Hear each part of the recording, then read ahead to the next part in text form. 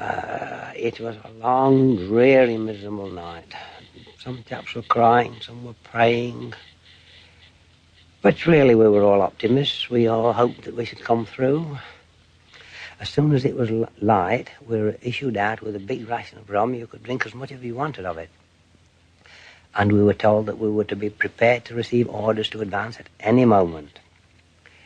Well, the any moment was quite a long while coming, and of course that was a very, very trying period.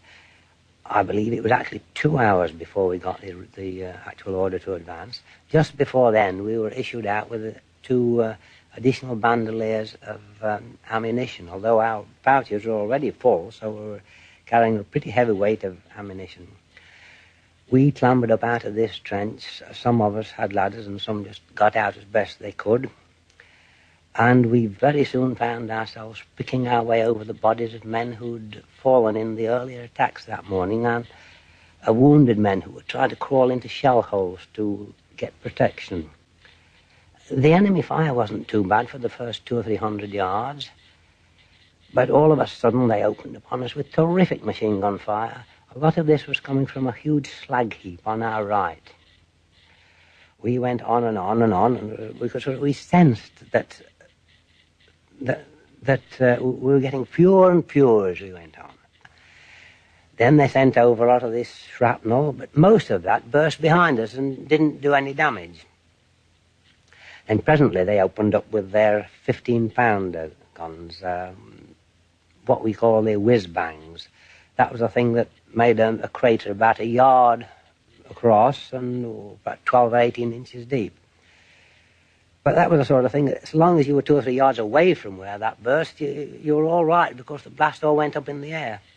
But I'm afraid we lost our platoon sergeant and corporal through direct hits in the trench.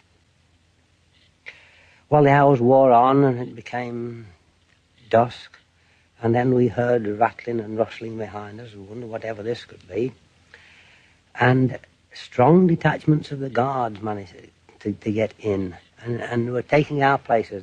They relieved us in much greater strength than we'd been all day. Well, word was passed along for the Sherwood Foresters to assemble in groups and to withdraw. Well, of course, as we withdrew over the ground that had been captured that day, the sight was incredible. It was just like a flock of sheep lying asleep in a field. And it became evident that the regimental stretcher-bearers, who one time had been bandsmen, had been unable to cope with such a huge number of casualties. Quite a number of the men were still alive, and they were crying out and begging for water. They plucked at our legs as we went by. One hefty chap did grab me by round both legs and held me. And I was going to take the cork out of my hot water bottle, out of my water bottle, to give him a drink, and I was immediately prodded on behind by someone saying, get on, we're going to lose touch with the column in front, we shall get lost. In the years that have passed, that man's pleadings have haunted me.